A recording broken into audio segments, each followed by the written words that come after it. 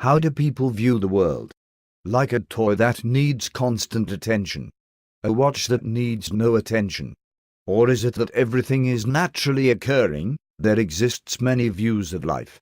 You are not forced to accept any, but rather we want to at least introduce such views of life. But first, a few questions. Are you logical or emotional? Do you believe in the existence of a God? Is there immortality, preservation, or even salvation of the soul?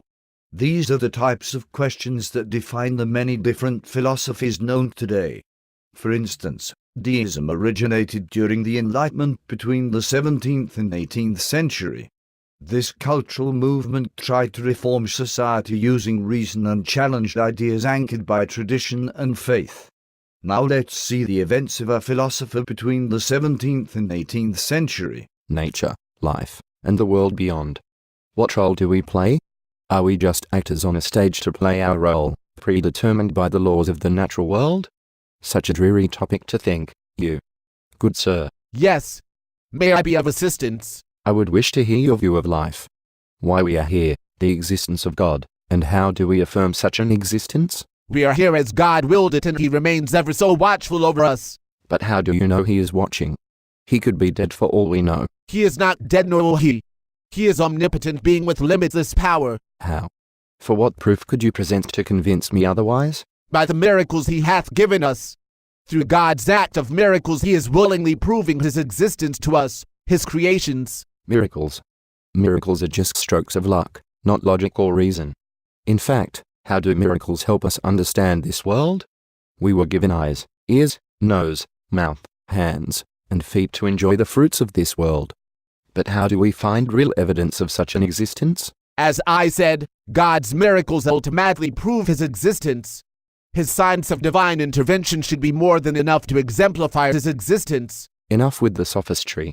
You fear what you do not understand and manipulate the public for your own gain. That is not true religion. This world is perfect.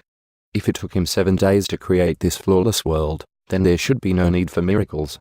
There is no need for any false prophets or visions. We as humans understand God through our experiences and reason, not through false claims by others. I can assure you that. I assure you the world is corrupt, and God's miracles are His way of improving humanity's society. We understand God through His recorded acts of divinity that have greatly shaped how humanity works today. But had God made this world to be perfect, then why should He care about us? We are autonomous. We work without the need of such omnipotent beings, so why should He intervene now? And if God were almighty and accepting, then it should not matter how you worship Him. Each individual has different methods of worship which should be accepted. But our methods specifically bring us closer to God. And who was the one who decided that? What makes you better than the rest of us? I firmly believe that we were all created equal. Otherwise, God would have made a serious mistake in His words, as the Bible said that all humans were created equal. But religion must be organized to truly understand our Creator. To act as a single entity to communicate with God is the most effective and powerful way to connect with Him. Thank you for your time. However, I think that I had finally found the reason to life. Based on our conversation, I firmly believe that the goal of life left us is to live life to the fullest within everyone's best interest. To be alive in the truest sense and use our God-given reason to approach life. As for your opinions, I refuse to accept them, but I will tolerate it as reason dictates that we should respect others' opinions within proper bounds. In my opinion, organized religion only uproots layers of corruption and deception to our true understanding of God. However, I believe it is sometimes needed for the common people in order to learn about morality and community.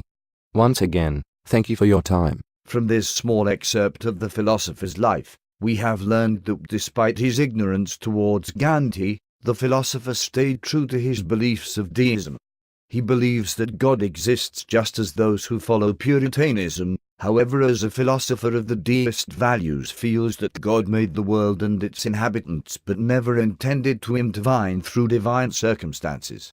The understanding of God through his deist views consists of logical and theory-based accusations and studies, rather than Gandhi's more superstitious beliefs.